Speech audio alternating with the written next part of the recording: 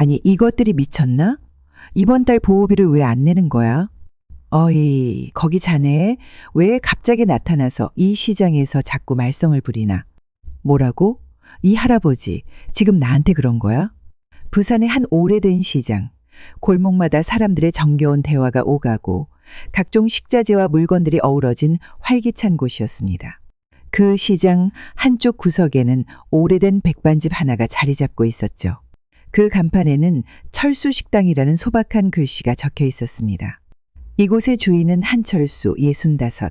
그는 과거 대한민국을 대표했던 복싱 챔피언이었습니다. 젊은 시절 그는 국가대표로 발탁되어 수많은 국제대회에서 메달을 휩쓸었죠. 상대가 누구든 강력한 주먹 한 방으로 쓰러뜨리는 전설적인 선수였습니다. 하지만 그는 화려한 명성을 뒤로하고 조용히 은퇴했습니다. 더 이상 싸우고 싶지 않았고 남은 인생은 평범하게 살고 싶었죠. 그래서 그는 고향인 부산으로 내려와 작은 백반집을 운영하며 소박한 삶을 살고 있었습니다.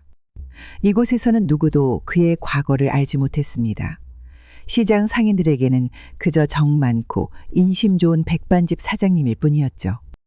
장사하느라 고된 이들에게 따뜻한 국을 더 떠주고 가끔 형편이 어려운 손님에게는 몰래 반찬을 더 내어주는 사람이었습니다. 그러나 조용한 이 시장에도 어두운 그림자가 들이오기 시작했습니다.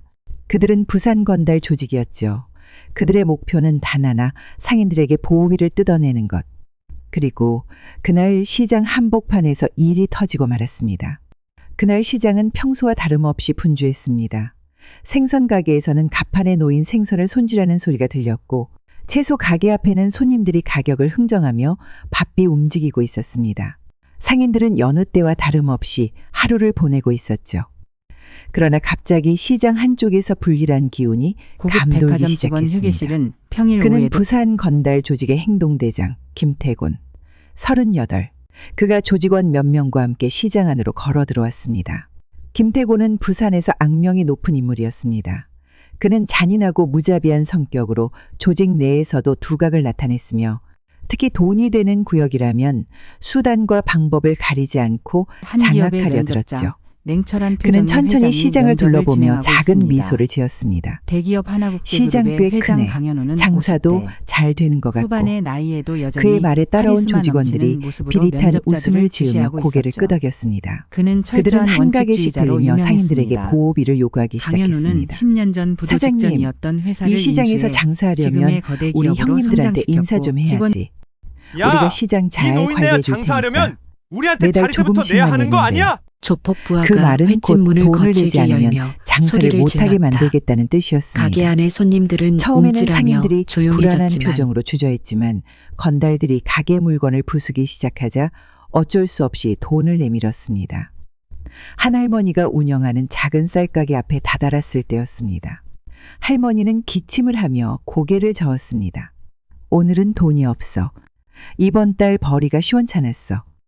김태곤은 할머니를 가만히 한기업의 바라보더니 냉철한 한심하다는 표정의 듯 회장이 고개를 면접을 저었습니다. 진행하고 있습니다. 그러더니 일부러 가게 앞에 쌓여있던 쌀포대를 걷어차 버렸습니다.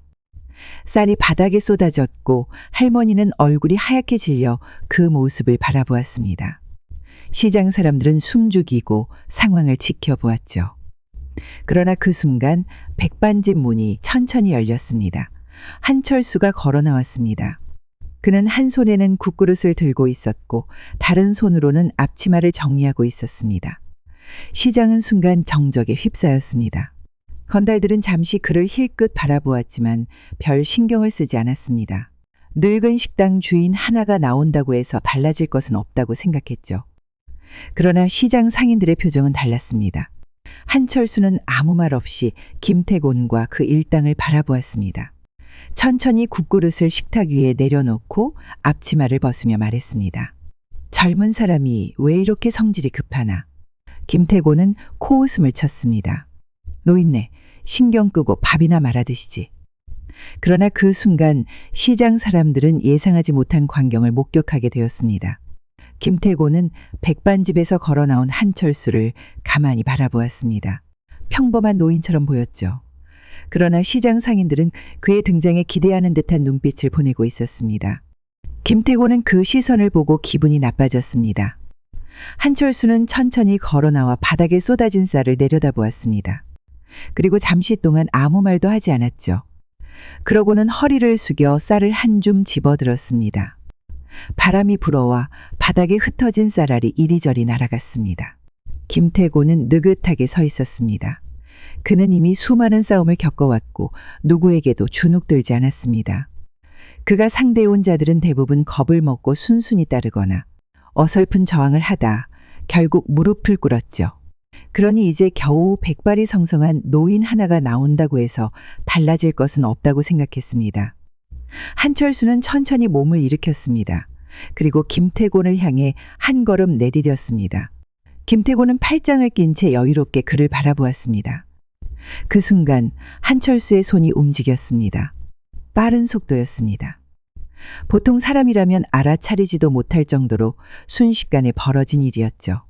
네. 김태곤은 당황했습니다. 몸을 움직이려 했지만 이미 늦었죠. 충격이 온몸을 타고 퍼졌습니다. 숨이 턱 막히는 듯 했습니다. 뒤로 한 걸음 물러서며 정신을 차리려 했지만 균형이 무너졌습니다. 시장은 정적에 휩싸였습니다. 상인들은 놀란 얼굴로 상황을 지켜보았죠.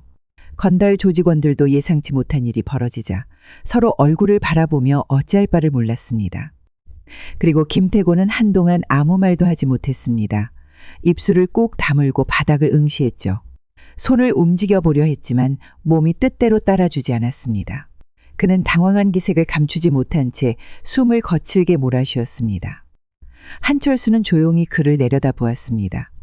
그의 얼굴에는 어떤 감정도 보이지 않았죠. 시장의 사람들은 그제야 숨을 내쉬며 서로를 바라보았습니다. 방금 전까지 시장을 장악하려던 건달들이 이렇게 무력하게 당할 줄은 아무도 예상하지 못했죠. 김태곤은 천천히 몸을 일으키려 했습니다. 그러나 다리에 힘이 들어가지 않았죠. 그는 이를 악물고 한철수를 노려보았습니다. 이대로 물러설 수 없었습니다. 그는 벌떡 일어나더니 조직원들에게 눈짓을 보냈습니다. 그제야 함께 온 건달들이 정신을 차리며 한철수를 향해 걸어갔습니다. 그러나 그들은 알지 못했습니다. 자신들이 상대하고 있는 사람이 누구인지, 그리고 그가 누구보다도 싸움에 능한 사람이었는지를 말입니다. 한철수는 여전히 조용히 서 있었습니다. 그의 얼굴에는 어떤 감정도 보이지 않았습니다. 단지 가만히 그들을 바라보고 있을 뿐이었죠. 그리고 건달들은 한철수를 둘러싸기 시작했습니다. 시장 상인들은 숨을 죽이고 지켜보았습니다. 분위기가 심상치 않았죠. 그러나 한철수는 전혀 당황한 기색이 없었습니다. 오히려 차분하게 그들을 바라보았습니다. 건달들 중 한 명이 먼저 움직였습니다. 빠르게 앞으로 달려들며 주먹을 뻗었습니다. 하지만 한철수는 미동도 하지 않았습니다. 그리고 아주 자연스럽게 몸을 살짝 틀며 주먹을 피했습니다. 건달은 중심을 잃고 앞으로 휘청거렸습니다. 그리고 그 순간 한철수의 손이 다시 한번 움직였습니다. 정확하고 강한 한 방이 건달의 복부를 가격했습니다. 그는 단 한 번의 타격이었지만 건달은 그대로 무너져 내렸습니다. 그는 바닥을 움켜잡고 몸을 웅크렸습니다. 숨을 쉬는 것조차 힘들어 보였죠. 나머지 건달들은 순간적으로 얼어붙었습니다. 그러나 김태곤의 시선을 느끼고 다시 움직이기 시작했습니다. 두 명이 동시에 달려들었습니다. 하지만 한철수는 전혀 당황하지 않았습니다. 오히려 한 발을 뒤로 빼며 가볍게 움직였죠. 그리고는 간결하고 정확한 동작으로 상대의 공격을 피했습니다. 그가 다시 움직였습니다. 순식간에 한 명의 손목을 붙잡고 그대로 돌려넘겼습니다. 그 건달은 바닥에 그대로 내동댕이 쳐졌습니다. 나머지 한 명은 당황하며 다시 공격을 시도했습니다. 그러나 한철수는 빠르고 강한 훅을 날렸습니다. 그리고 건달은 제대로 맞고 바닥에 쓰러졌습니다. 시장은 다시 정적에 휩싸였습니다. 김태곤은 믿을 수 없는 광경을 바라보았습니다. 단순한 노인일 거라 생각했던 사람이 단 몇 초 만에 자신의 조직원들을 모두 쓰러뜨렸습니다. 그는 손을 꽉 쥐었습니다. 분노가 끌어올랐습니다. 하지만 동시에 두려움이 스며들기 시작했습니다. 이건 단순한 싸움이 아니었습니다. 그가 지금까지 상대해온 그 누구와도 달랐습니다. 김태고는 숨을 고르며 한철수를 바라보았습니다. 그러나 한철수는 여전히 조용히 서 있었습니다. 마치 아무 일도 없었다는 듯한 표정이었죠. 그의 눈빛은 흔들림이 없었습니다. 그리고 그 차분한 눈빛이 김태고를 더욱 위축되게 만들었습니다. 시장의 사람들은 아무 말도 하지 못한 채 그들을 지켜보고 있었습니다. 그리고 그 순간 김태고의 입에서 처음으로 망설임이 묻어나왔습니다. 그는 이 상황을 어떻게든 뒤집고 싶었지만 지금 자신이 할 수 있는 것은 아무것도 없었습니다. 그러나 이대로 끝낼 수는 없었습니다. 몸을 가누며 휴대전화를 꺼냈습니다. 그리고 떨리는 손으로 전화를 걸었죠. 신호음이 두어 번 울린 뒤 전화기 너머로 거친 목소리가 들려왔습니다. 김태고는 입술을 질끈 깨물었습니다. 그는 잠시 머뭇거리다 힘겹게 말을 꺼냈습니다. 그날 오후 시장의 공기는 무겁게 가라앉았습니다. 평소와 달리 상인들은 장사를 하면서도 주변을 계속 신경 쓰고 있었습니다. 아까 있었던 일로 인해 모두 불안한 표정을 감추지 못했죠. 그리고 얼마 지나지 않아 시장 입구 쪽에서 고급 승용차가 천천히 들어왔습니다. 차가 멈추자 문이 열렸습니다. 검은 정장을 입은 사내들이 차에서 내렸습니다. 그들 사이에서 한 남자가 천천히 모습을 드러냈습니다.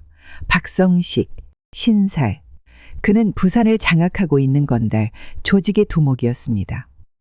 그는 주변을 둘러보았습니다.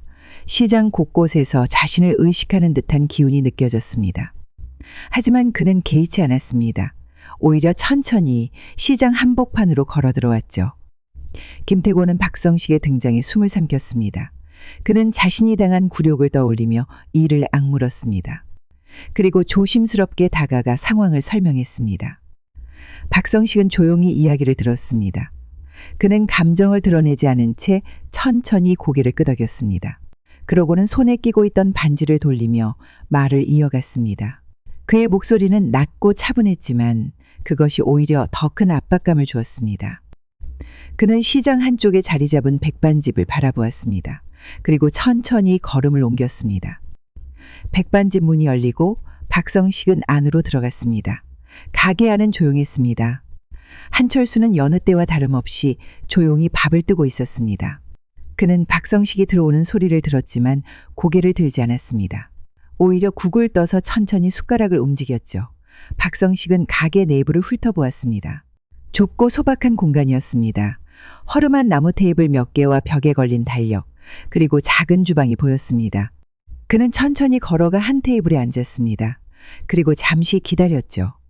한철수는 그제야 고개를 들었습니다. 그의 눈빛은 평온했습니다. 마치 오래된 지인이 찾아온 듯한 태도였죠. 박성식은 묵묵히 그를 바라보았습니다. 시장 밖은 여전히 조용했습니다. 사람들은 백반집의 문을 바라보며 숨을 죽이고 있었습니다. 이곳에서 어떤 일이 벌어질지 아무도 예상하지 못했죠. 부산을 장악한 조직의 두목이었기에 상대가 누구든 자신이 직접 나서면 해결되지 않은 적이 없었습니다. 그는 한철수 앞에 섰습니다. 한철수는 여전히 평온한 표정이었습니다. 그는 박성식을 바라보며 아무 말 없이 천천히 물컵을 들어 한 모금 마셨습니다. 박성식은 그런 한철수를 유심히 바라보았습니다. 자신을 두려워하지 않는 시선이 낯설었습니다. 평범한 노인이었다면 이미 눈빛부터 흔들렸을 것입니다. 그러나 이 노인은 달랐습니다. 그 차분함이 오히려 더 불길하게 느껴졌습니다. 박성식은 고개를 돌려 주방 쪽을 둘러보았습니다. 낡은 냄비와 반찬통이 정리되어 있었고 벽에는 세월의 흔적이 묻어 있었습니다. 한철수가 이곳에서 얼마나 오래 장사를 해왔는지 느껴지는 풍경이었죠. 그리고 박성식은 천천히 주먹을 쥐었다 폈습니다. 갑자기 그는 한철수를 향해 손을 뻗었습니다. 그러나 그 순간 한철수는 빠르게 몸을 움직였습니다. 그의 동작은 간결했고 정확했습니다. 박성식이 손을 뻗기도 전에 이미 한철수는 움직이고 있었습니다. 박성식이 당황하는 사이 한철수는 자연스럽게 그의 팔을 피하며 방향을 틀었습니다. 그리고 박성식의 허리 쪽을 향해 강하게 밀어붙였습니다. 박성식은 순간적으로 균형을 잃었습니다. 그는 본능적으로 몸을 바로 세우려 했지만 이미 중심이 무너져 있었습니다. 가게 안의 공기가 바뀌었습니다. 밖에서 지켜보던 건달들은 순간 긴장했습니다. 두목이 직접 나선 싸움에서 이런 장면이 연출될 거라고는 상상도 하지 못했죠. 그리고 박성식은 한 발짝 뒤로 물러서며 자세를 잡았습니다. 이번에는 신중하게 움직이려 했습니다. 그러나 한철수는 이미 다음 동작을 준비하고 있었습니다. 그는 가볍게 발을 움직이며 몸을 돌렸습니다. 그리고 박성식이 다시 공격하려는 순간 한철수의 손이 번개처럼 움직였습니다. 박성식은 충격을 느꼈습니다. 그의 몸이 휘청거렸습니다. 순간적으로 눈앞이 흐려지는 듯 했습니다. 주먹 한 방이었지만 그 안에 담긴 힘은 상상 이상이었습니다. 밖에서 지켜보던 조직원들은 경악했습니다. 백반집 안에서 벌어지는 이 싸움은 기존의 싸움과는 차원이 달랐습니다. 평범한 힘겨루기가 아니었고 싸움의 흐름조차 보이지 않았습니다. 오직 한철수만이 싸움의 흐름을 주도하고 있었습니다. 박성식은 턱을 손으로 만지며 한철수를 다시 바라보았습니다. 그는 이 노인이 단순한 백반집 주인이 아니라는 사실을 깨닫고 있었습니다. 밖에서 숨죽이고 있던 시장 상인들은 아무 말 없이 지켜보고 있었습니다. 한철수는 여전히 조용했습니다. 그는 아무렇지도 않다는 듯한 표정으로 서 있었습니다. 그리고 박성식은 이를 악물었습니다. 그는 지금까지 자신이 이렇게까지 밀린 적이 없었습니다. 그러나 이 싸움이 계속될수록 자신이 더 불리해질 거라는 것을 본능적으로 깨닫고 있었습니다. 그는 깊은 숨을 들이마셨습니다. 이 싸움은 자신이 감당할 수 있는 싸움이 아니었습니다. 박성식은 깊은 숨을 들이마신 뒤 천천히 휴대전화를 귀에 가져다 댔습니다. 손에 힘이 들어갔고 주변 공기는 더욱 무겁게 가라앉았죠. 그날 저녁 부산의 시장은 평소보다 조용했습니다. 상인들은 문을 일찍 닫았고 거리에는 묘한 긴장감이 감돌았습니다. 그들이 오래전부터 들어왔던 소문이 떠올랐습니다. 그는 전국구 두목, 이강천이 신일고, 한때 전국을 떠들썩하게 했던 폭력 조직의 우두머리였습니다. 그는 조직을 강하게 단속하며 무자비한 방식으로 세력을 넓혀왔습니다. 그러나 그에 대한 이야기는 두 가지로 나뉘었습니다. 자애로운 사내라는 말과 함께 한때 복싱을 배웠던 사람이었다는 이야기도 있었죠. 그리고 그날 그가 부산으로 내려왔습니다. 검은 차량이 시장 입구에 멈췄었습니다. 그리고 차문이 열리고 검은 정장을 입은 남자들이 먼저 내렸습니다. 그들 사이로 한 남자가 천천히 모습을 드러냈습니다. 이강철은 차에서 내린 후 시장을 둘러보았습니다. 그는 부산은 오랜만이었습니다. 그는 천천히 걸음을 옮겼습니다. 그의 등장만으로도 분위기가 압도되었습니다. 시장 안에 남아있던 몇몇 상인들은 그를 보고 숨을 삼켰습니다. 그는 조용히 박성식을 바라보았습니다. 박성식은 긴장한 기색을 감추려 했으며 그에게 다가갔습니다. 그리고 짧은 말로 상황을 설명했습니다. 이강철은 묵묵히 듣고 있었습니다. 얼굴에는 별다른 감정이 드러나지 않았습니다. 그러더니 고개를 돌려 백반집을 바라보았습니다. 그는 천천히 가게 안으로 걸어 들어갔습니다. 백반집 안은 여전히 조용했습니다. 한철수는 여느 때와 다름없이 가만히 서 있었습니다. 이강철이 들어오는 소리를 들었지만 그는 특별한 반응을 보이지 않았습니다. 오히려 국그릇을 들고 숟가락을 한번 휘젓더니 조용히 내려놓았습니다. 이강철은 걸음을 멈췄습니다. 그리고 한철수를 보자마자 그대로 굳어버렸습니다. 그 순간 주변의 공기가 완전히 달라졌습니다. 그의 눈빛은 흔들리고 있었습니다. 평생을 조직의 우두머리로 살아오며 수많은 사람을 상대해왔지만 지금 눈앞에 있는 한철수 앞에서는 한없이 작아지는 기분이 들었죠. 이강철은 조용히 숨을 들이마셨습니다. 오랜 시간 잊고 지냈던 기억들이 떠올랐습니다. 그는 젊은 시절 한철수에게 복싱을 배웠습니다. 소년 시절의 이강철은 주먹 하나로 살아가 했습니다. 거칠고 황량한 뒷골목에서 주먹질하며 버티던 시절이 있었죠. 그는 싸움에서 이기기 위해서는 무엇이든 해야 했습니다. 하지만 그는 깨닫고 있었습니다. 그는 자신의 싸움에는 기술이 없다는 것을 말입니다. 그때 만난 사람이 한철수였습니다. 한철수는 어린 이강철을 받아주었습니다. 그는 매일 체력 훈련을 시키고 주먹을 정확히 뻗는 법을 가르쳤습니다. 단순한 싸움꾼이 아니라 선수로서 강해지는 법을 알려주었죠. 이강철은 빠르게 성장했습니다. 그의 주먹은 더욱 날카로워졌고 스텝은 가벼워졌습니다. 그리고 무엇보다 싸움의 흐름을 읽는 법을 배웠습니다. 그는 복싱의 단순한 힘의 싸움이 아니라 전략과 기술이 결합된 예술이라는 것을 깨달았습니다. 하지만 어느 날 그는 체육관을 떠났습니다. 운명이 그를 다른 길로 이끌었죠. 그는 조직에 발을 들이게 되었고 싸움의 기술을 주먹질로만 사용하기 시작했습니다. 피를 보고 사람을 쓰러뜨리며 자신의 위치를 쌓아 올렸습니다. 그렇게 전국구 두목이 되었습니다. 그는 한 번도 과거를 돌아보지 않았습니다. 그는 자신이 버리고 떠나온 길을 돌아볼 이유가 없었죠. 하지만 지금 다시 마주한 스승 앞에서 그는 한순간에 그 시절로 돌아간 듯한 기분이 들었습니다. 그리고 가슴 한쪽이 묘하게 저려왔습니다. 이강철은 한철수를 향해 한 걸음 다가섰습니다. 조직원들은 그가 어떻게 나올지 몰라 긴장했습니다. 박성식과 김태곤도 마찬가지였습니다. 그러나 이강철은 무겁게 숨을 들이쉬더니 천천히 무릎을 꿇었습니다. 순간 가게 안에 있던 사람들이 숨을 삼켰습니다. 건달 조직의 전국구 두목이 한 노인 앞에서 무릎을 꿇은 것이었습니다. 밖에서 지켜보던 조직원들은 믿을 수 없다는 듯 서로를 바라보았습니다. 박성식과 김태곤 역시 충격을 받은 듯 굳어버렸습니다. 이강철은 고개를 숙인 채 아무 말도 하지 않았습니다. 그의 어깨가 미세하게 떨리고 있었습니다. 그 모습을 본 한철수는 조용히 그를 내려다보았습니다. 오랜 세월이 지나도 변하지 않는 제자의 모습이었습니다. 한철수는 천천히 숨을 내쉬며 조용히 시선을 돌렸습니다. 그리고 그의 얼굴에는 어떤 감정도 드러나지 않았지만 눈빛만큼은 흔들리고 있었습니다. 시장의 사람들은 여전히 충격에서 벗어나지 못하고 있었습니다. 그들은 지금 이 순간이 시장의 운명을 바꿀 것이라는 걸 본능적으로 깨닫고 있었습니다. 이강철은 한참 동안 아무 말도 하지 않았습니다.